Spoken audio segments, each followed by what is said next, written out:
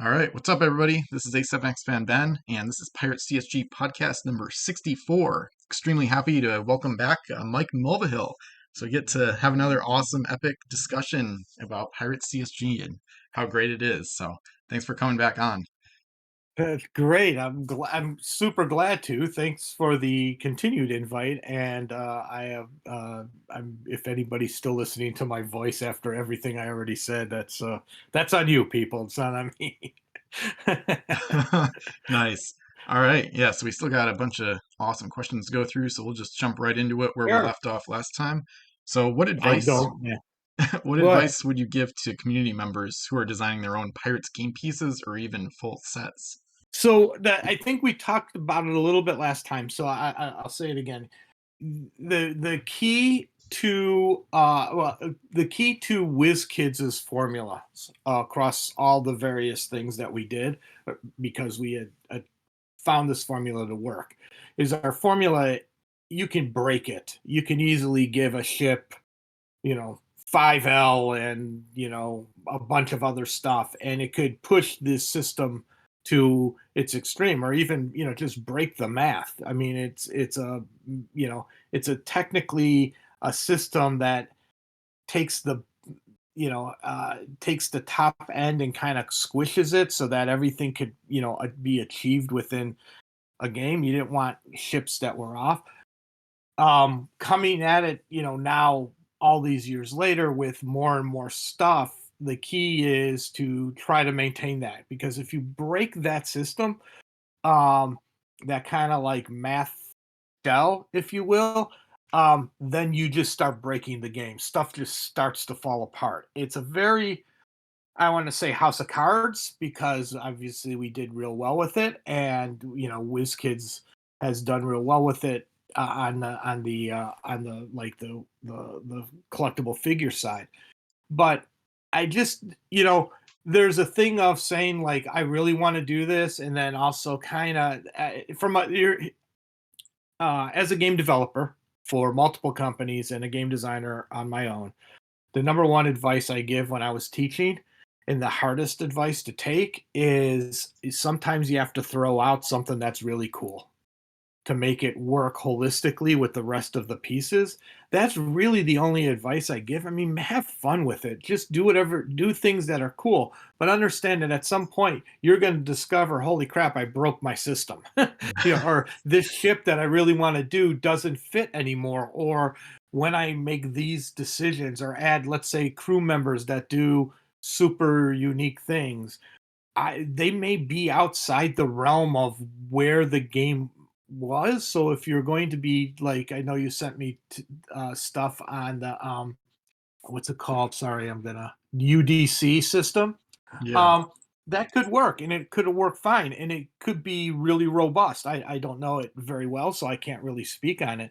But the bottom line is, eh, all systems like that, all of the mathematical based systems where it's not just eyeballing things to see what fits and what works, um, you end up with that dynamic. It's the difference between, quote unquote, like the magic system or the Pokemon system, where they put a card in and they go, this would be a really cool card to do this thing, and then when it doesn't work, they just ban it in tournament play.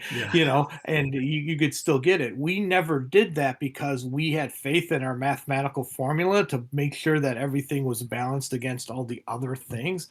But math is just math at that point. We had, like I said, a shell, a closed shell that we kept sliding different parts in and different things, and tried to value things against, like I said, I think last time, against a standard middle of the road ship that said, here's your average Joe, and all the ships are either better or worse than average Joe. And then how much better or worse than average Joe. But you can make a ship that's so much better than average Joe that it falls off the edge of the scale. And then it's like, what do you do? In our case, if it was me and I had a ship, that was like just not fitting right, or it was too expensive, or it didn't really fit um, how the rest of the game worked, I'd have to change it in some way. Which is why I say it's always hard to change something that you really like or really cool. in order to fit, because the goal was not to have, I mean, people will probably accuse me of lying right now, but the goal is not to have massive amounts of design creep. We try to go wide, if you will. We went, okay, we have the shell. Well, let's push the shell wider and wider as opposed to pushing it further out. You know what I mean? Like into it broke. Now, you could say maybe in doing it wider, we broke it on some levels as well. And that may be the case. I can't recall that being the case, but I know for like a parallel system, we ran into that a lot with HeroClix, and we ended up having to change a lot of stuff in HeroClix because it was Mage Knight, especially the original Mage Knight, because it was built to do a very specific thing with a limited number of pieces. And then it became such a hit, we kept building more and more. And so when I was working on that, that was our biggest thing. I mean, it was like, how do we fit some of this stuff in? Our spreadsheets didn't work the way we needed them to work because they were never built for 10 different factions. They were only ever built for 4. And the same kind of thing happened in Pirates, except with Pirates we knew right away, because we saw what happened with Mage Knight and what was happening with HeroClix. We went, well, we're going to need more factions. We just don't know what they are now, so we got to make sure that we value them correctly, which is why, in a lot of ways, the later factions, the South China Pirates or the Norse Pirates or The cursed, maybe stuff like that. less the curse would have fallen, maybe the cursed a little bit. I think the cursed used the pirate model, but the other ones, it's like, how many degrees of separation do you give the Spanish versus the Norse, or the, and so then you start to go, okay, well, really, maybe their crew is cheaper, or maybe something else, they're the South China Sea. I think their crew was a nudge cheaper because that we just figured they had so many of them that they were not specialized. They were more indentured servants kind of thing. So we were like, okay, well, maybe they're a little cheaper because, but then you can't make them not as good. And, because there's only so much you can play with, in the game. And so you start going, whatever. Yeah. You kind of go, for the sake of the mathematical temple, you start to make decisions. And we never were in a position where we can go back to something like what you guys are doing now with your UDC, or like creating your own ships outside the system and justify everything on a giant line, because one, we never could. It was never once did a boss say to me in my roles, hey, Mike, take 6 months off and justify everything you did over the last 5 sets of Pirates. It was like, when's the next set coming out, dude? And so it was like, okay, great. So you start to your focus is forward and not backwards. We just never had the ability to do that and kind of reevaluate or relaunch. I mean, that's what you do when like Mage Knight had its second edition and HeroClix had its second edition, and now I guess I don't know how many editions it on. But with Pirates, we never got that far. You could say we did story wise when we started to do like the Cursed and the kind of like IP driven stuff that we talked about last time. Well, from a mechanical standpoint, we never went back. We used the Yeah. same system from day one to end times, of the official sets. So taking a step back and doing it what you guys are doing, you're probably going to find all kinds of flaws in the system because now it's been out for a long time, and there's a lot of things that you can compare A to B and say, hey, I want to make a new crew member, and you're like looking at it going, the crew member numbers don't make sense to me currently, and you're like, that's, I'm not going to say you're wrong. They may not have withstood time and additions and new strategies. I mean, when we played, we didn't, there was just talking to somebody about this ironically just the other day. When we did our stuff and when we made this game, the input back to us was, yes, the internet existed, but the internet was not used the way, not then, the way it is used now. So the the direct discussion, the chats, if you will, or the posting of stuff. That's all new. I mean, that's new after Pirates happened. So if people were playing in a certain way, if I didn't see it firsthand or a playtester didn't mention it to me, we never knew, you know? And so it was hard. So, it was kind of a, it's working, don't question it kind of mindset Yeah. about like the mechanics and the numbers and all that stuff. It was like, like I when I did that big giant Chinese junk ship, I was so worried that I didn't know how to make the game work with it. It was out of its scale. Its points were high. We had to create a kind of almost like a sub scenario for it to even exist. Now I had done that with Hero Clicks. I was the guy who made Superman 201 points in a 200-point game, you know. But and that was kind of like there's nobody can beat Superman kind of feeling, and that was a kind of like an inside joke, and the HeroClix people like went nuts, and that was all positive. Looking to kind of capture that in a bottle again for that giant junk ship. But at the same time, I was like, there's no flexibility here. I mean, yeah, we can go to a 40-point game or a fifth. What we really just have to say is, hey, if you're going to play this bigger point game, and Hmm. good luck out there. We didn't have, there was no ramification that we were breaking our own game because we didn't have the input. We didn't have people coming to us saying you're breaking your own game, and now you're ruined. It was just hey, it's a new game piece. And that was, I mean, people who played video games could tell you all kinds of stories about stuff like that. People who played any of the collectible games, I mean, the people who play Magic and have been around for that long, they could tell you a zillion horror stories about people breaking their own games and then trying to figure out what to do afterwards. We just figured it was a one-off and people would enjoy it or not enjoy it, and then we would just move on. But we didn't ever go back and redo the math. So the fact, long me rambling, the fact that you guys are actually doing that is pretty cool. I don't have any. I looked at it real quick. I couldn't tell you if the numbers were correct or not correct. I don't recall them.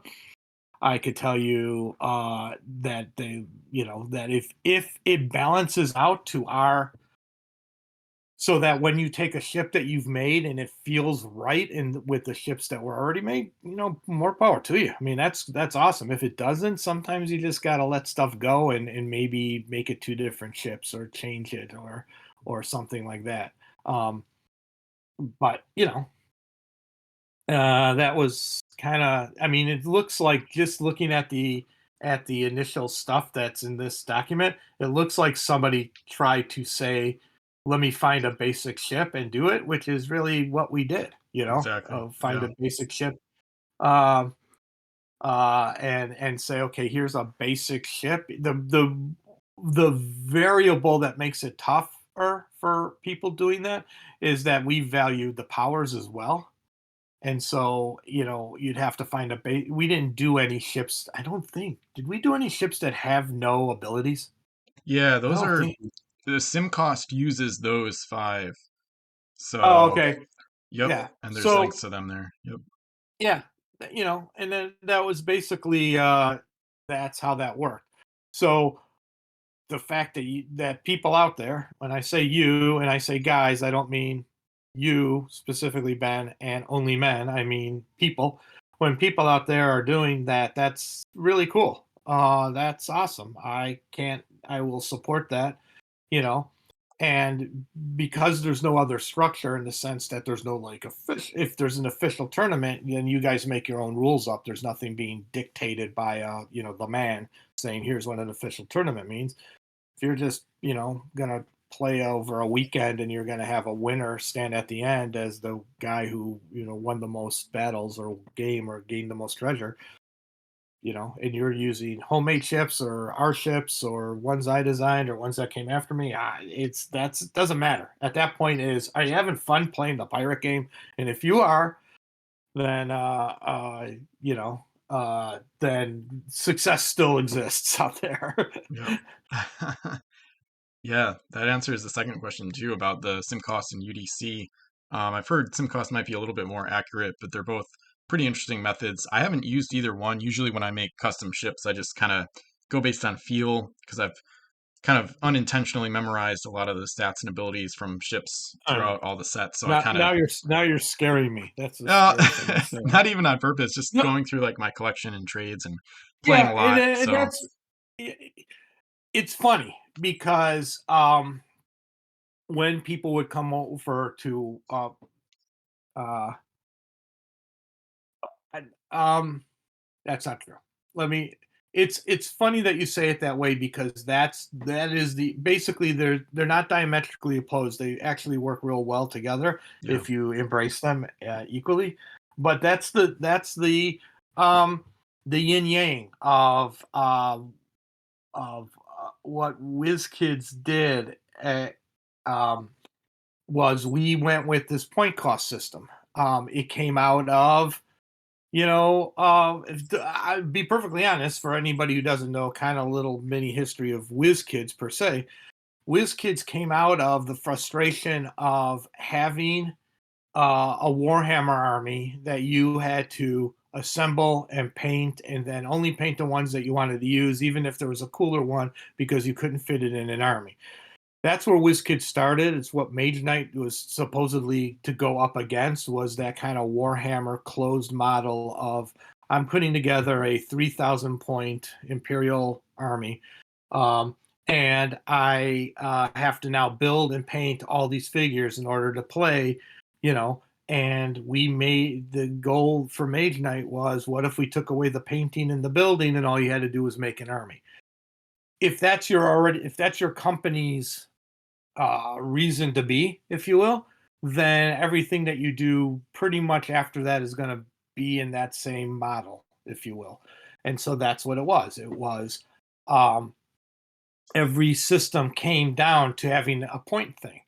If your model is more like the collectible card games that came out around that same time, which was what they call a hockey stick of curve. It's everything starts as things escalate, other things need to escalate as well, so that um, the base is flat, and then the escalation is like a hockey stick. It kind of just goes up on an angle. So if a card is, you know, an 8/8 super attack card with a huge ability that costs, it needs to cost more to get into play, and then it becomes an eyeballing thing, like you said, of like, I know all the cards. This is an okay card, but I don't know if it needs to be here. I think it could come down in cost or something. And it is in fact eyeballed through knowledge, and in the space. And if you get it wrong, like I said earlier, there's always like a bad card. The point cost thing, the bottom line is, unless you get it really wrong, like, hey, it's a 5 mass ship and it costs 3, you don't have that because your point engine flags that immediately and goes, you got a horribly built ship here. It's violating it's really a 12 point or a 15 point ship, not a 3 point ship. And so your system is basically, you're plugging in the data, and both work. They obviously, you guys are still playing this game, and people are still playing HeroClix. So, and people are definitely still playing Warhammer and all that kind of stuff.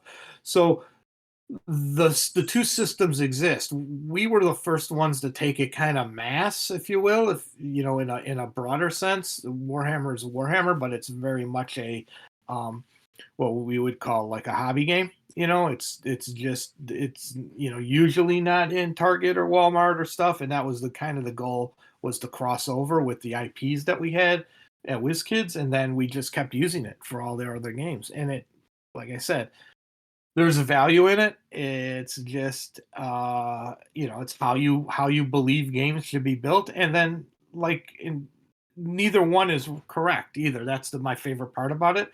Is like, if you build something and you eyeball it and you play it, you're like, oh, that's cool. That works. And then sometimes you eyeball it and you play it and you're like, oh my God, that's horrid. Or the other way around is you eyeball it and you don't have any numbers that you're doing, just other cards. It works on both sides. yeah. So it's a cool system. So it's cool that you said that, because that's really the divider line, if you will. a Yeah. point-based system versus a eyeballing system. Yeah, yeah, that makes sense. I think the toughest part about it is when you introduce brand new abilities or concepts into the game, like some of the custom abilities that people have created. There's not really playtesting out there yet for a lot of the customs that have been made. So then it's a matter of, has this been exploited? Can it be exploited? Would this break the game if we played 1,000 games? We might never see it in the first 5 games. We might be like, oh yeah, that's good. Let's put it in the set. Yeah, But then the community might run with it and be like, wait, this doesn't work at 80 yeah, points that's or a something. really clear-headed thought you just said, because I don't know that people think this way.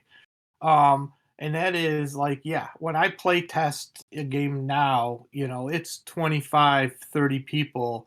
Maybe they're grind testing, so they're doing, X number of games, but there's a play pattern to their games. They're going to play a game in a certain way, and then they're going to do that, and that's going to be how they play. And then they're going to find things that are broken, and I can suggest things like, hey, this time play it this way, or this time only use these pieces, or something like that. So like in something like Pirates in the early days when we were play testing in the office, I knew Seth, who you met, Seth Johnson, a great game designer. He's tends to be a conservative game player.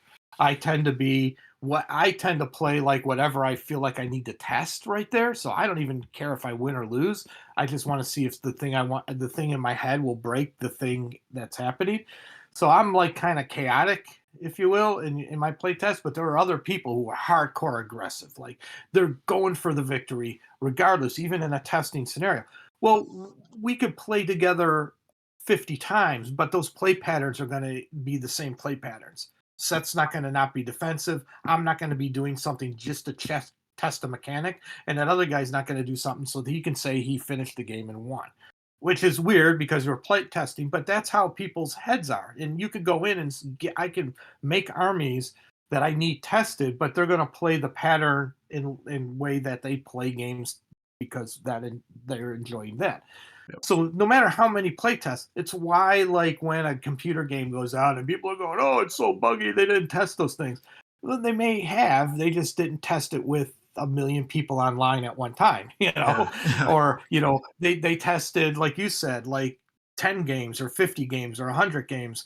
They didn't test 1,000 an hour, and that's where stuff comes out in the wash. Like you'd be like, oh my God, this is not working at all, or whatever. So that's actually a really good point by you. I mean, testing is testing, but nothing can even compare to it being in the public's hands and them playing it. Because one, say this all the time, you're not shipping me to your house to make sure you're playing it right. That's the other thing. People could be playing it however they want and say, hey, this isn't working right. And then you're like, what's not working? And they tell you, and you're like, you're not even playing the game right. So of course it's not working. You have everything from that extreme to people who will literally be able in their brain to min max the numbers and have memorized everything within the first hour of a game coming into their home and already have strategies. And I can't play. And so you're in this weird thing of, we're making a thing, we're testing it to make sure at its core it works, and then and try to cover as many play patterns as we think it could cover, but we can't cover them all, and we can't find all the mistakes. I just saw a thing that was a post. My wife is a editor, and she saw a thing that a post on Facebook that was like, I want to have the determination of a typo that went through 48 edits before it went out to the public. And it's just like, that's the truth. We could all see it, and you see it and you go, oh, I would have caught that. And I'm like, probably not, but whatever. Yeah. But that's just the nature of doing these kinds of things. We have no idea. Like now, I mean, talking to you now just blows my mind. Been telling everybody, by the way, just so you know, Ben, that Nice. like there's this guy and he's interviewing me. He's talking about the Pirates game, and like, the fact that it lasted this long says we did a pretty decent job on the foundation of everything.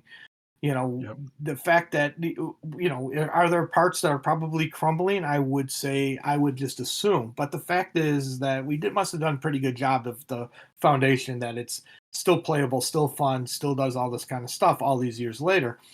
And we must have done something right, because people are using it to build their own stuff off of it. And that's even cooler to me, because I never looked that far in advance. Yep. I was talking to my wife just before we came on, and I was saying that the craziest thing is I'm talking to a guy who picked the game up towards the end of the game's life, who's still playing it constantly, and all I ever thought about was, oh my god, I got to get the next set out. I didn't look at it from, like, what's going to be like 10 years down the line. I mean, I don't look at any of my games that way, but I have had a few that have lasted a pretty long time, which means that I must be doing all right at some level there, and the team must be doing pretty good at that level. And I can't necessarily say all my games have survived that much, because in most cases I don't know. But it's kind of cool to see that. Although I'm the first to admit that there's probably stuff falling off the edges of the cliffs, because they were not as checked as well. I think we talked about playtesting last time, and all that stuff, Yeah. and you know, it's just interesting to me that it exists. I mean, I would play test it so very different if we were doing it now. But Mm. at that time, that was like, I thought we were being innovative. Yeah. We were just floundering, like trying to get product out. Yeah. That makes sense though. It's a lot different when you're under like work deadlines and there's other games you're working on. It's a totally different mindset than the hindsight is always 2020. So But I mean, just your point was well taken, in the sense that you know when you start to build a point system, or using points to define your game, it does need, I think, a little bit more diligence on the testing front, and on the math front, and the ability to go back and change stuff that you thought was core, because because you're not making one thing, you're making a system, if you will. So if I was making a one-off pirate game and we use this would be no problem. But the fact that we were creating a system for future pirate things, it's like I said, Mage Knight suffered this pretty hardcore in the beginning, because when they made it, they only made it to have X number of factions in it, and all of a sudden, in the last X number of sets. In fact, the initial designer for Mage Knight, I know this isn't a Mage Knight thing, but once we came out with his initial 3 sets, he thought the game was done. hmm. And so we ended, and it was like, wait, kind of almost not in the Jordan way about like the fiction part. Like, he just thought we've made all the pieces that fit this math model. And we're like, yeah, that's great. That's pretty nice of you to say that. But here, Mike's going to take over, and we're going to make 20 more sets. So, and I talked to him a lot about it, afterwards. I'm like, why did you think that? He's like, because this math, it was like, that was a very close system and very easy to break. And down the line, it ended up breaking. And we needed to come out with a V2 to fix some of the stuff. But yeah, that's the issue with a closed math system, is you got to make sure it's a system, if you will, as opposed to just for individual things. And that's where the testing gets a little bit rough.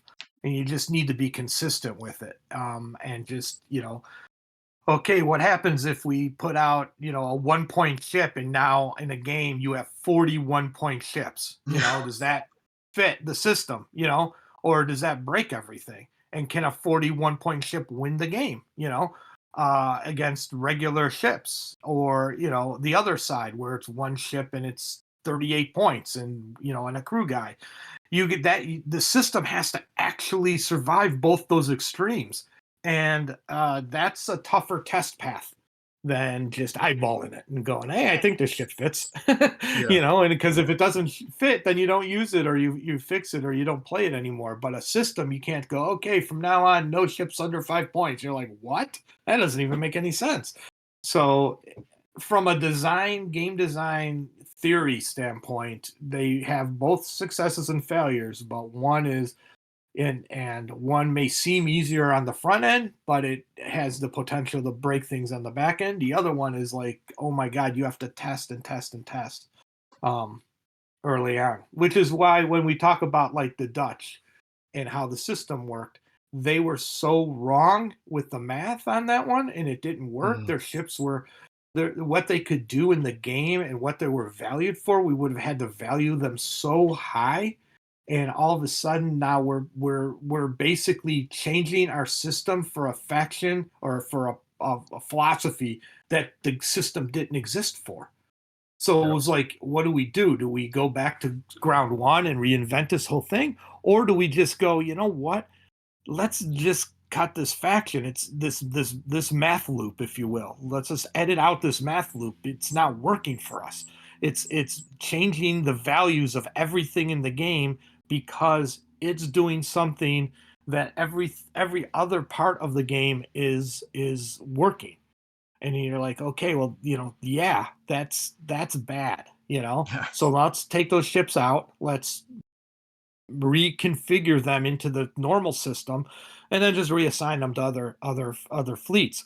But the fact of the matter is that that was a perfect example of what you were just talking about of making sure your math existed over time. Because if you valued those ships and what they can do in the system we had, one, no one would play them. They're just off scale. And two, if you did play them, you're like, why am I? That's crazy. They're always winning. It doesn't really make sense. And under the caveat, the structure of the game system. So when it's all said and done, you got to do that. You got to pull that trigger. They may have been cool. They may have been fun. They may have been interesting. But the bottom line is they broke the game, Yeah.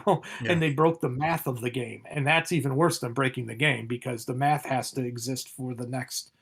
Like I said, at that point, we knew we were going to make expansion. So, it just broke on that part, and it's just like we got to change something. One of these two things has to change, and we don't have the time or energy or the way to fix this entire mathematical system. We have to then pull these ships and rebuild them under another thing. And at that point, then it's just like, well, why do we even have this faction if the faction is just from A to Z broken?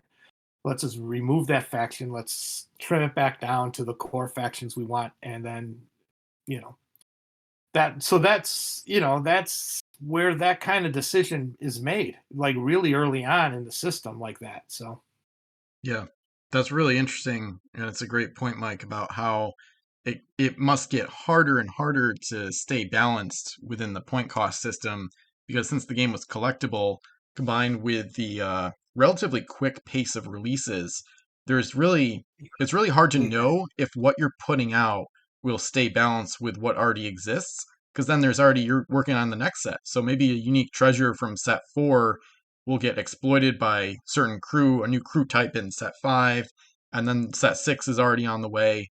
So that kind of thing, it seems like it would be really hard to keep it balanced and keep it all in like a cohesive, system like you talked about. So I can't even imagine how difficult that would Yeah, be and given and the then company you got to pressure too. remember too. Yeah, and what's interesting too is that again the timing of everything, the period of time where all this came out, that was the internet was new. People didn't know you can give feedback, or people just it's a different time now. Now it's if you don't take my feedback, you're the bad guy, Mike. And I'm like, I didn't even see your feedback, Yeah.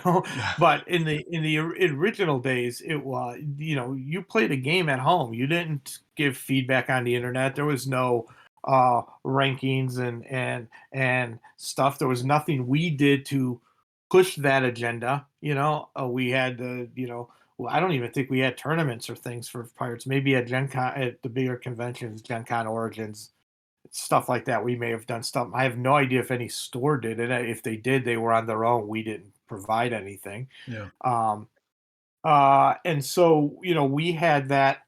That wasn't even something we did. Now, going back, you can probably go, okay, yeah, you can do something, but you're going to have to remove these handful full of character, crew or a handful of ships. I wouldn't even be able to tell you now. I'd have to I'd have to get feedback and input, and we never got that. That was not something that the consumer did in Yeah. at that level back then. Magic really kind of changed the dynamic between the player, because basically when Magic said we have a professional tournament, then Magic had to stand by its rulings, Yeah. and had to make consistent global rulings for everybody who plays the game. And so when they did that, that changed how people gave feedback back to the company. They could say, "Hey, every time you play card X with card Y, you will win the game." And that's obviously, you can't have that if you're doing a tournament or doing anything that's got kind of a winner at the end. But we were never in that position. There may be combos like that in Pirates. I don't even know, because it just never was a thing we ever had to worry about, and we didn't get the feedback from the fans in that same way. The only one was that one. I think I told you about this. There was one ship in the original set, and it may be in first printing, and it may have been pulled by second printing or whatever. But there was a ship where, and it's not the one where you get a derelict ship and you tow it back and you get it. I thought that there was something else, but that was the only one that we panicked about, because we didn't realize, this is the craziest statement that you're going to make, that I'm ever going to make. Didn't realize that people took it personally if you stole their ship. Yeah. I took it to Yeah. be like, that's a thing that happens. All the pirate ships are stolen English ships. All the, if the Spanish captured a French ship, they just put a new flag on and repainted the outside. It was like, so to me, for a pirate based game, it was just a logic step that there would be a power like this. But man, oh man, something happened in that first set that came out, and maybe we changed the wording on it so that you have to tow it back before you can claim it or something. But the bottom line was, it was devastating. People hated it. They were like, "We're never playing this ship. This ship is the worst." It steals ships from people, and people are so like.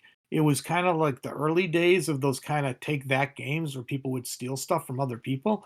Yeah. That it just was horrid. The reception was like unbelievable how bad Wow. that was. It was like, that was the first time, I think, too, that I put something out. I mean, I made role-playing games, for cripe's sakes. We used to get questions about that stuff 24 hours a day. But that was the first time making like a board game or a collectible game or something where I saw it, like for pirates for sure. And like I said, it's a long time ago, and I could be misremembering, and that wouldn't be wrong for me. But I could have swore there was a ability in the early pirates that forced somehow a change of ownership of a ship, and that was emotionally wrecking, I guess, to people. Yeah. I think it's probably Harbinger may have been the one that started it. And then it appeared on Commander Temple, an English crew from Spanish Main, along with a couple other ships throughout the series. I think what kind of made it less overpowered was you had to explore the derelict, which, since Explorer crew only apply to islands, not ships, I think that would help. That probably helped because it kind of delays the capture. So I think that's probably the nerf what that was kind of the made it reasonable. what was the ship? Sorry. Third one down, Harbinger, PSO03, Pirate 5 Master. You own any derelict ship explorers, both ships become docked at your home island. Oh yeah, that may So, have been it. Yeah, it yeah, may have been that fact that you get it and then they become instantly pulled over and you had no recourse. It could have been that one. Yeah. All I yeah, just remember was it was bad. And so I've heard, if you look, you probably don't get anything else like that for a few sets, because again, that's the other thing, and you spoke perfectly about it. And that is, if you look at the cycle of anything that's collectible, modeled, and quick out, so set one comes out, it's a bit of a hit. We're already, we're either assuming based on pre-orders or what people are talking about making set two. There might be some more tie between a set one and a set two. I can't remember. I think in set two for Pirates, it didn't. And that's why you'll see a lot of people do like an unlimited version or something like that. They do the first print and then they do a second print. The second print is really, the second print of the first release is really there to buy time for the next release. It's not like, oh, hey, we're really helping the fans out there. No, it's usually to buy time. Nowadays, that's not the case per se. Like for Lorcana, we already knew what we wanted to do, and we knew we needed a second set. Yeah. So that's totally different mindset. But usually there's a lot, there's a little slowdown. Back in the day, I should say, there was usually a slowdown between 1 and 2, and 1 would come out, and then there would be like the unlimited run where they fix things for set, unlimited. That was usually to buy time because no one knew whether you would do a set 2 of anything or a release 2. Well, Pirates, we got set 2 out, but when set 2 is coming out, we're already, by the time it's hitting shelves, we're already deep into set 3. Yep. And maybe even concept, depending on the cadence, we're already on another thing. So I'm not, it's like nobody hired me to say look backwards and double check things. We'd do postmortems, but they would be more about like release stuff. What did we do wrong in marketing? Is this the right thematics? People don't like forts, so let's not do them anymore moving forward. That kind of thing. And so, but it wasn't a deep dive into like, oh my god, the game balance is all whack, or whatever. um you know uh so that's the funny thing. You make it perfectly obvious that, like, unless it's like a screaming issue, like, oh my god, this people are upset because they're playing this really cool pirate ship and it's stealing regular ships. When you think about it, that's exactly what a pirate ship would be. Yeah. But I didn't take into consideration that two kids are playing and one kid starts crying because his ship that he's cared so much about and put into his army is now in somebody else's hands. you know Yeah. so, I didn't. I mean, I thought, no, go Pirates. I know. So, Exactly. Yeah. Yeah. I know it's a brutal game, and I've played some players the past few years that kind of don't like certain tactics or certain abilities and stuff like that, and I'm like, I don't know. The game is it's about like really brutal topics, so I don't know.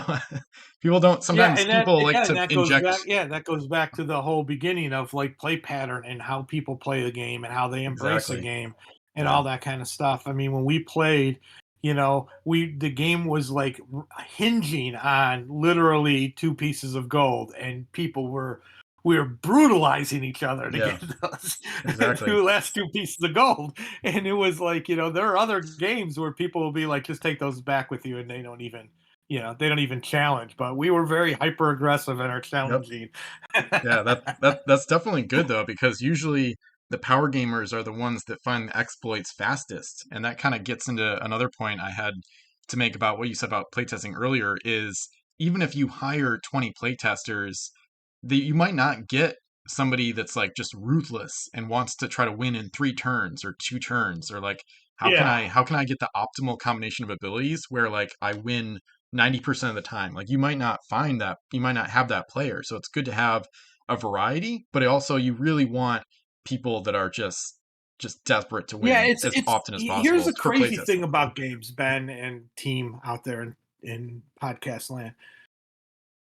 There's a thing. All right, by the very nature, you want to win a game. Okay, a game exists because it is a diversionary uh, uh, Entertainment. entertainment, Yeah, if you will. exactly. Okay. Um,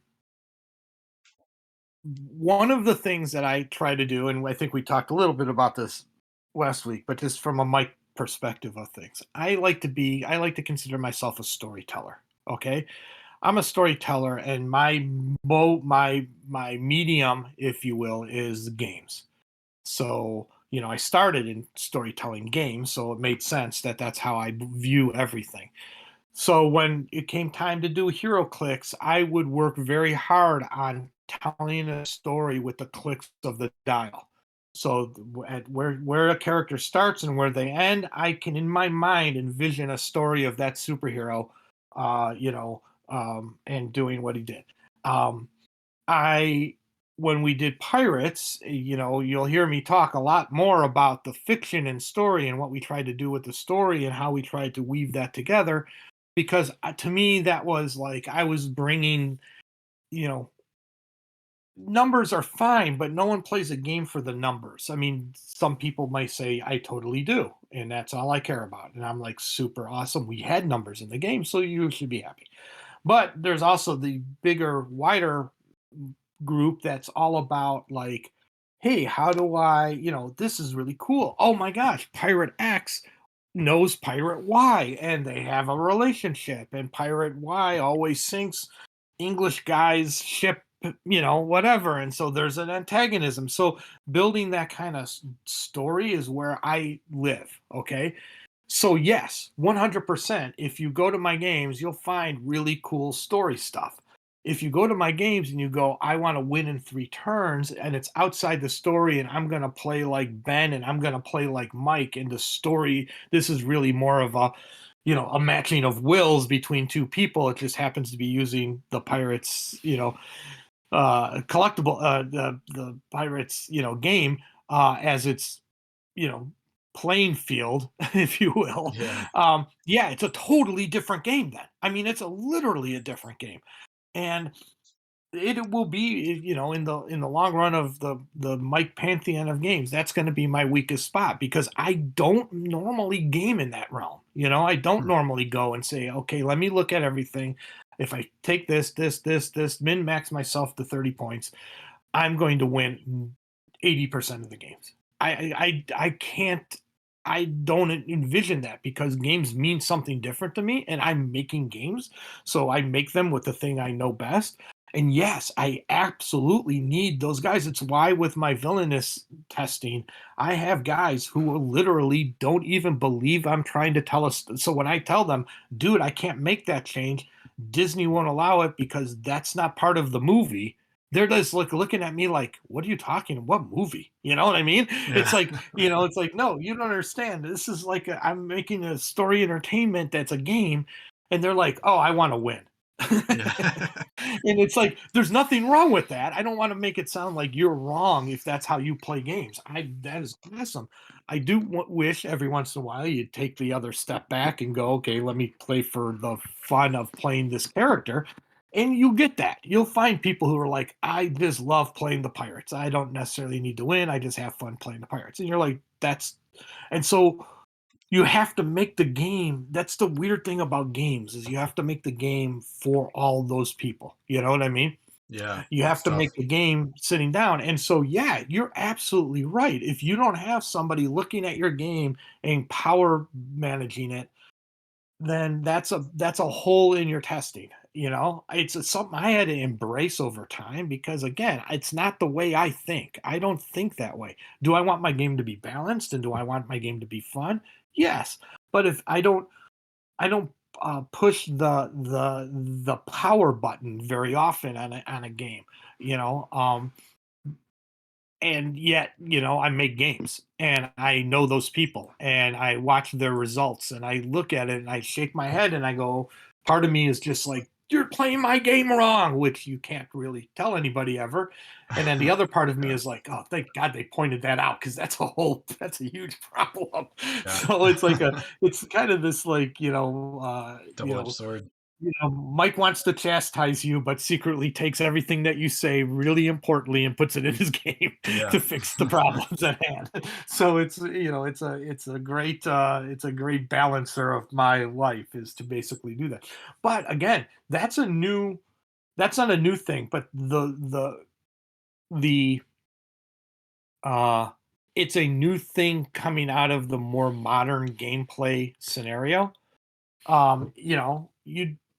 The min maxer, if you will, to use the old role playing game term, Hmm. they always existed, but they didn't have. No one tried to fix their game to get rid of them or to hear what they were doing and then say, let's fix our game. It was almost always just the other way.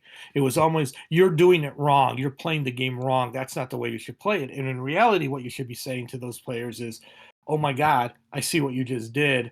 Is there a way within my game to not make it be so obvious to do X, to always use the same characters, to always Yeah. use the same powers? You know, Yep. that's, a thing that evolved again over time. A lot of this stuff, just so a lot of stuff has changed since Yeah. Pirates came out. Since WizKids came out, since there were, and you can still see it. I mean, a lot of places now go full on, hey, a lot of card games, now live in that space of power gaming. It's Power Gamer v Power Gamer, and they don't even care if you want to come in on the story end.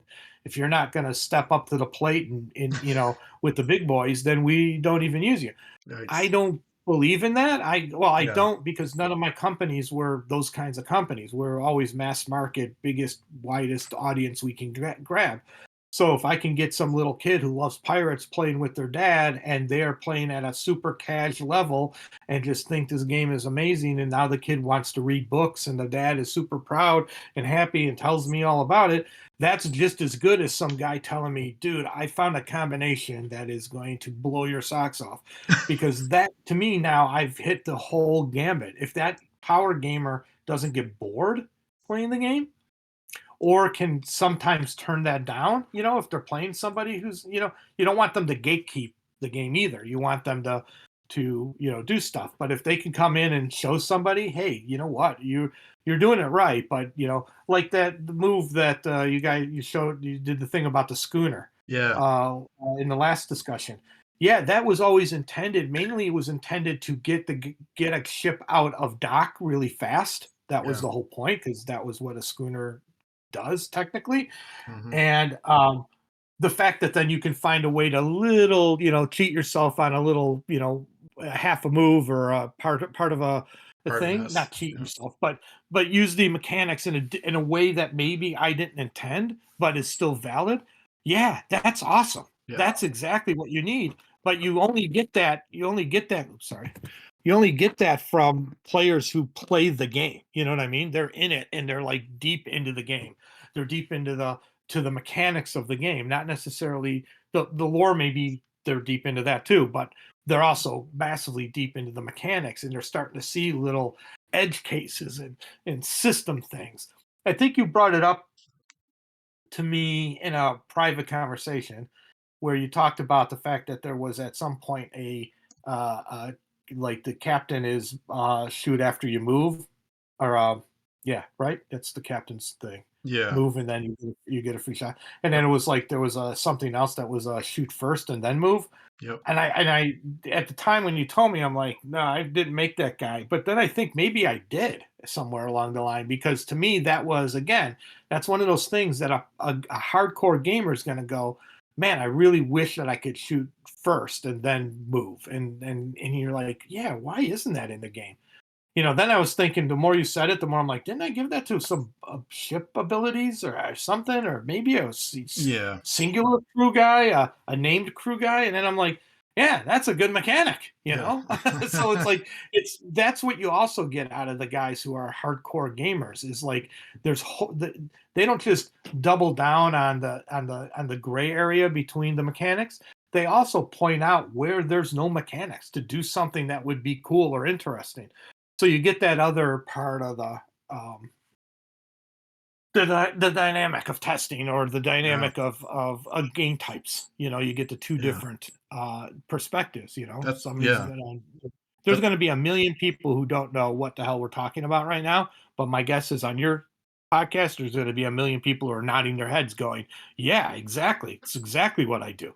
So yeah. on one end, you got you. On the other end, I'm talking to my buddy Seth. I think he said it to you when he was there. His nephew finds his box, a box of ships that he sent him at one time, and is like playing now, and he doesn't know the rules or mechanics at all, but he just loves the game. So there Yep. you got your yin yang. And a lot of times companies, at least in the companies I've worked for, WizKids in the early days, and now at Ravensburger, we're very much trying to get more mass people to play games, because that crowd is larger than the hardcore grinder, if you will, or the aggressive power gamer.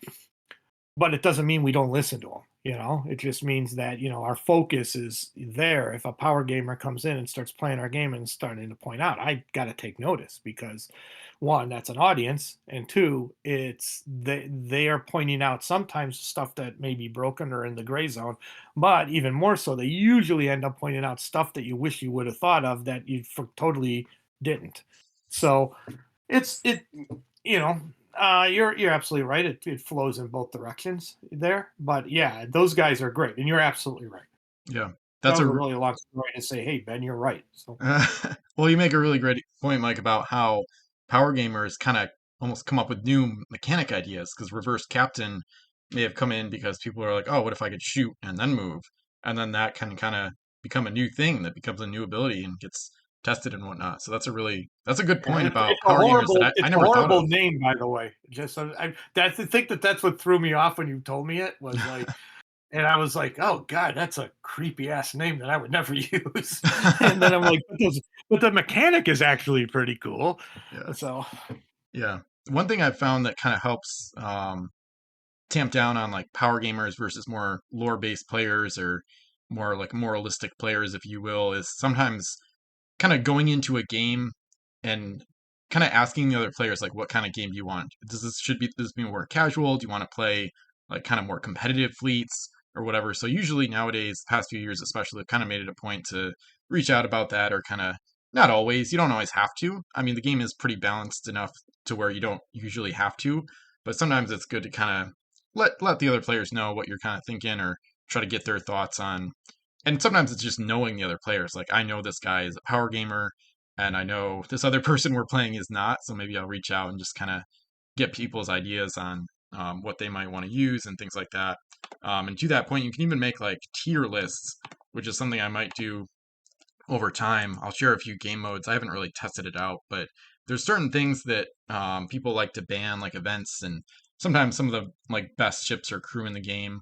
So that's kind of another way of approaching it, where you can kind of agree on a game mode in advance and be like, okay, this is the ban list for this weekend because we don't want to use all this crazy stuff that allows you to like control other people's ships or like capture a ton of stuff quickly and things of that nature. And then another player might be like, oh, I don't want to play that way, so let's go hardcore.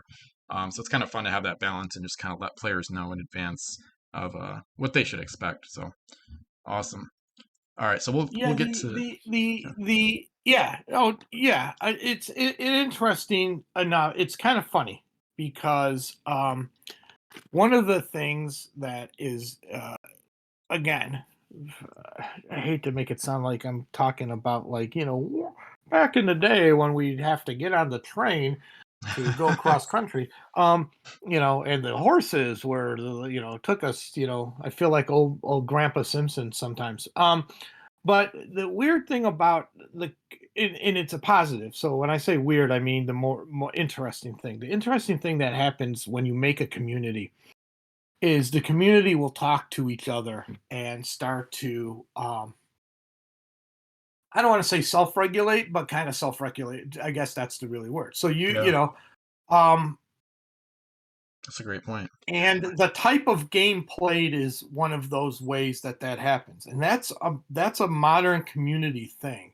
Um we it, because what's kind of cool is that there's the players like yourself, Ben, and I will laud you forever on this.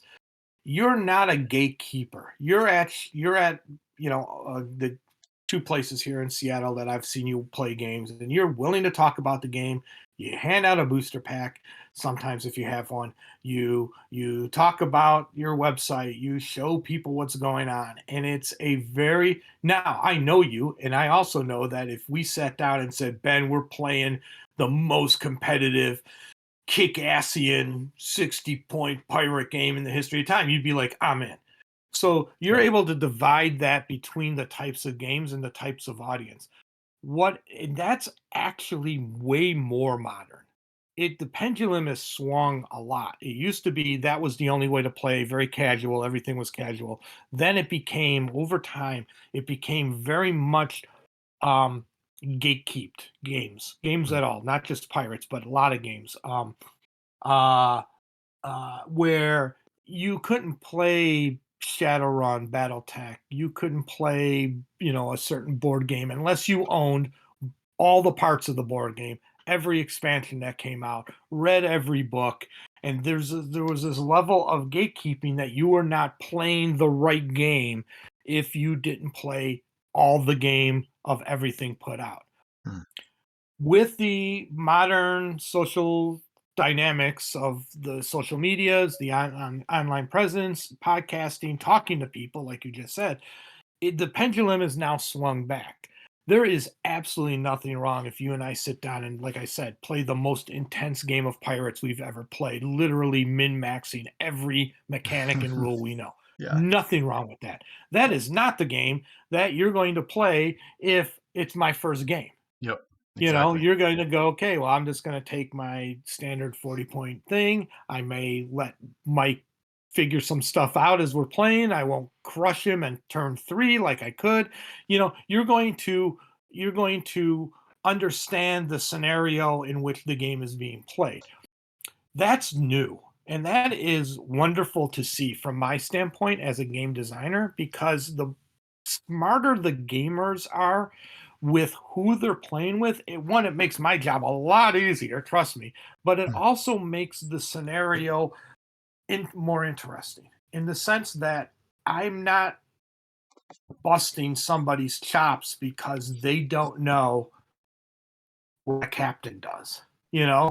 or they don't quite understand how movement works. I'm not belittling them, or I'm not sending them out. And if they never get to the point where let's play, 60 points, live or die, type of game, they are they are fans for life. They may never get there, but they all now know this is a pretty cool game. There's a group out there. That group is friendly to them, and will have maybe they'll explain some stuff they don't know. Maybe they'll get up and go, "Oh my gosh, yeah, I didn't think of that strategy." All that kind of stuff comes, and that's like the learning curve. It's funny in the earliest days of games, because I think games were seen as this, like, you're the nerd guy or whatever, nerd girl, and you're all with your nerd friends and you're playing nerd stuff, because it was that, and you kind of felt like we're already outsiders, and so we'll walk anybody else who feels like an outsider and welcome them into our community of playing games. Then it kind of went away. It kind of went to the other extreme of, if you don't already know the game, we don't want you around, which is like the opposite of where it all started, which is always the thing that actually kind of hurts me the most when I hear people say stuff like that. Um, and now it's kind of going back where people are playing games and they're willing to play with a bunch of different people. Now, COVID screwed a bunch of shit up that we can get into the whole societal gaming thing after a worldwide pandemic, and maybe there's some other stuff, but just the understanding, hey, what kind of game do you want to play of this game we both love? Dude, that is like so huge and such a modern and interesting way to do that. Like, to handle that. We didn't do it at WizKids. We didn't set up unlimited, semi-limited, closed tourney game system for this. So the fans or the stores willing to do that, whoever, that is awesome, and saying, hey, we don't want you to play. I don't know when you say that. I'm just looking at your list. What is it? What is Universal Pirate shipping strategy? Oh Uh, yes. So I'm gonna send you that actually after. It's but gonna the take a while fact to that you explain. say, "Hey, we're not going to use these ships because they use this kind of mechanic stuff," all Yeah. right, that's fine. Who cares? I don't care. Are you having fun playing quote unquote semi-limited? Do some ships and pieces, looking at this list here, not fit that model? Yeah, all right, that's cool. You know, Yep. um, there's nothing bad about that, because if both players are agreeing, and both or all players are agreeing to the system and setup, that's fine. And what's crazy about that is that stuff moves. You might end up saying there's some other stuff that could work or not work in it. Yeah, there's nothing that stops that from happening, and I really like that approach. I mean, to me, that's mature. It's interesting. It's fun for everyone. That's the other thing is technically we're making a game, and at a game you should be having fun. Um, Yep. people always go, "Oh, gaming's brand new," and I'm like, "No, not really." I No. mean, when you look at the history of stuff, No. it's not really new. People used to, in the Ben, this is the great story. When people talk about, oh, it's all a brand new thing. No, in the 1800s, when people were going to their country estate and would have the lords and ladies and the other people and the viscounts and everybody would come and visit, and they'd sit down and they would play whist, which is an early version of or a parallel version of bridge. They would sit down and play that. Okay, well, in my part of the country, which people don't get to except for once a year, we evolved and started playing it this way. And then in another part of the country, who people only go to once a year, we evolved and started playing it that way. That's where Hoyle's book of Hoyle's when card games and Hoyle's rules came from. Hmm. It came from the fact that all of these people playing these card games would make up their own rules to meet the demand of the crowd that they're playing with. They may Yeah. be super hardcore. Could be like we play over tea and crumpets and we don't play very much. Or we're from France and we made these 11 changes to the rules, And so what we're doing now is nothing different than what was done in the 1800s when they needed to codify the games to make sense. Here you're saying, hey, if you're going to play tournament, you're going to play a certain kind of game. Here's a codified set of rules that hopefully we can all agree on. And you get the thumbs up. I get it. I see that people are like, oh my God, this is like awesome. This is really great. I'm going to use this. That's awesome. That is incredible outreach and incredible not gatekeeping, because you're like, look, I don't know what you like, but if you are going to play like a hardcore, super limited, let's all be on the same playing field kind of game, here are the rules I made for that. And people either agree to it or don't agree with it. That's them. But it's gonna evolve over time. That's great. It's really cool. So that was a lot of weird stories to tell you about how I really like this. Awesome. Yeah, good to hear it. I think one thing that kind of makes it easy to spread a game that's collectible and has a lot of, I guess, or at least a decent amount of random chance in it, is that with Pirates, for experienced players or people that are really good, when they're playing new players, it's really easy to handicap yourself just to kind of get into an even playing field because you can just use worse ships and crew. And then they're using like average ones or maybe better than average. And whether or not they know that maybe doesn't matter. And you end up with a close score just because you're using slower ships or whatever. And also the random chance aspect where, maybe sometimes you think strategically about what terrain you want to put in, but maybe when you're playing somebody brand new, maybe you just randomize it, or maybe your choices, you're like, oh, I never used Sargasso Sea, so maybe I'll throw those in, or maybe I'll roll a die, and the result will be what type of terrain I put in today, even if it's worse for my fleet. So I think, unlike, I mean, of course, chess is legendary, but for example, like chess, you kind of have to, it's more skill based at the end of the day. So you almost have to like make the wrong moves on purpose. Whereas with Pirates, collectible games and games with more luck, you can kind of just you can fudge a little more easily to introduce people to it effectively. So then you're not just stomping new players and making them not want to play again because either they didn't have as good of a fleet, or another thing that I think is kind of dangerous with collectible games is when people spend more money and they have better results because of that. Like, oh, my Yu-Gi-Oh deck costs $600, so of course I'm going to beat somebody that doesn't have the budget. Which I think is another cool thing about Pirates is a lot of the common ships are the best in the game, and a lot of times some of the limited editions that are going for like 40-50 bucks a ship on eBay right now are some of the no offense at all, but like some of the worst ships. So it's kind of cool how it's easy to introduce new players to it, but just by adjusting a little bit of stuff and being like, okay, I'm not going to be a power gamer today, and I'm also not going to bring out my expensive 10 master because I know that they only have 3 packs to play with. So I think it's easy and fun to Yeah, balance things out. yeah. Number one, I am not offended by whatever anything's sold by on eBay. I don't, don't feel like you Yeah, owe me no, I just mean with the that ships being you worse. need to be careful around it. I have no idea. Um, Secondly, yeah, that's a again, and this goes back to a question you asked me last time, and then kind of what we talked about earlier today.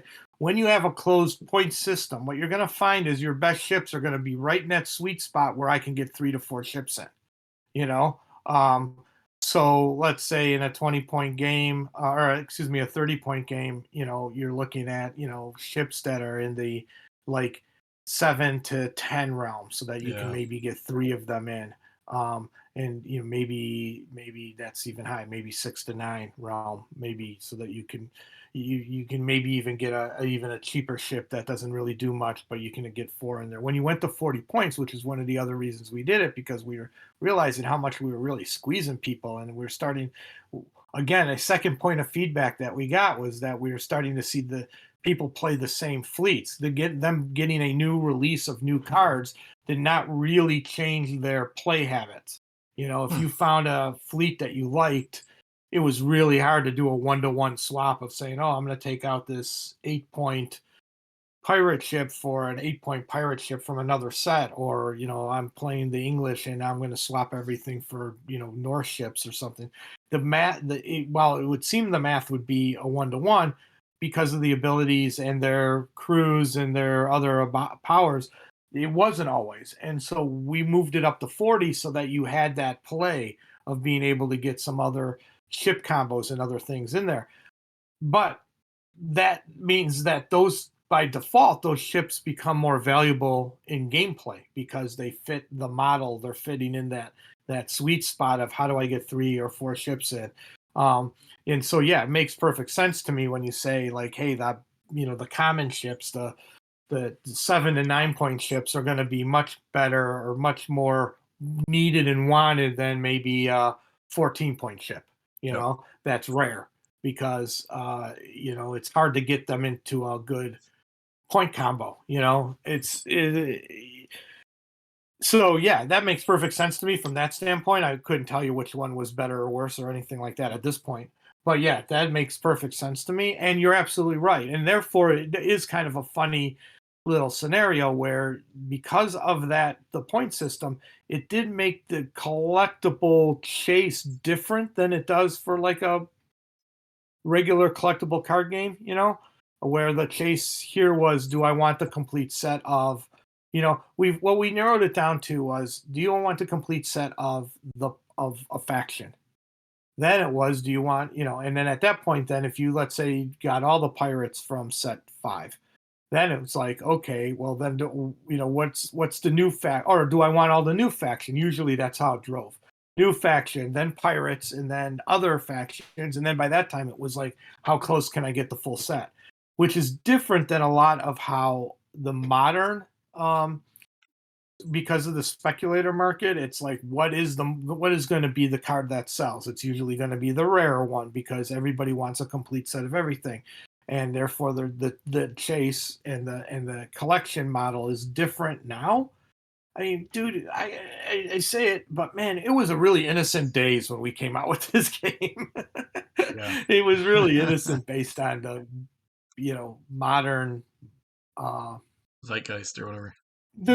collectible mindset purchase model system. We were like babies. We were so innocent. It's unbelievable that's the case. So it doesn't surprise me that, like, maybe things that somebody might say in a modern day would be the super hard to get, super rare, super expensive things are actually not. They're actually the more game playable pieces, just because we didn't do that. Awesome. All right, that concludes this part of the interview with the amazing Pirates game designer Mike Mulvihill. I'd love to hear your thoughts on it, whether that's a comment on YouTube, follow-up questions in the thread at Pirates with Ben, or commentary on Discord or Facebook. Make sure to like and subscribe to the podcast so you don't miss any episodes. There are links in the description for this episode where you can find some of the links and resources I used, and there's also an affiliate link to buy Pirate CSG items on eBay. Consider using that link as a way to support all my efforts to keep the game alive and hopefully even revive it as well. Thank you so much for listening, and we'll see you in the next episode.